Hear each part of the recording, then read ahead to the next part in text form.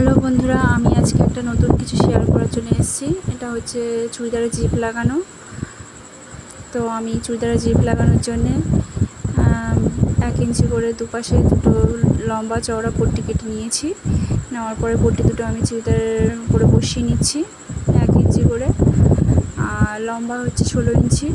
আমি তো আমার অনুসারে নিয়ে নিয়েছি 16 ইঞ্চি। তো তোমরা কেউ ছোটো পট্টি বসাতে পারো চুড়িদারে, আবার কারো যার যেটা পছন্দ সেইভাবে বসাতে পারো। কেউ লম্বাও পট্টি বসাতে পারো। তো আমি এখানে লম্বা পট্টি বসিয়ে নিয়েছি। তো পট্টি বসানোর পর মাঝ বরাবর কেটে নিলাম। কেটে নিয়ে আমি তার উপর দিয়ে চাপ সেলাই দিয়ে দিচ্ছি।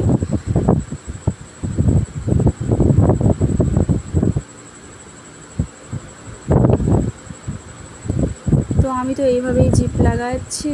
তো তোমরা কেমন করে জিপ লাগাও সেটা আমার সঙ্গে শেয়ার করো কমেন্ট বক্সে।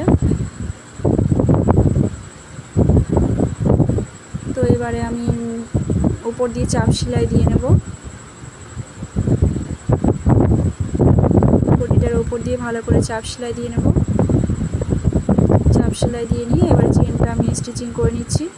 চেনটা স্টিচিং করার সময় এক সাইডে প্লেন স্টিচিং করলাম, আর এক সাইডে কাপড়টা 1/2 ইঞ্চি মতন চেনের উপরে চাপিয়ে দিয়ে নিয়ে সেলাই করে নেব।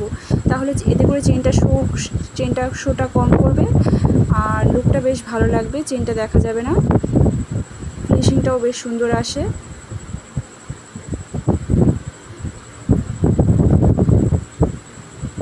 তো আমি তো এইভাবেই চেন লাগাই। তোমরা কেমনভাবে চেন লাগাও আমার সঙ্গে শেয়ার করো, অবশ্যই শেয়ার করো।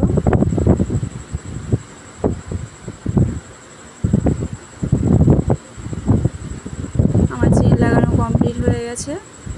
ফিনিশিংটা জাস্ট দেখো কেমন লাগছে ফিনিশিংটা। এই হচ্ছে ফ্রন্ট লুক, আর এটা হচ্ছে ব্যাক লুক। এটা হচ্ছে front look. Okay, bye, thank you, watch my video.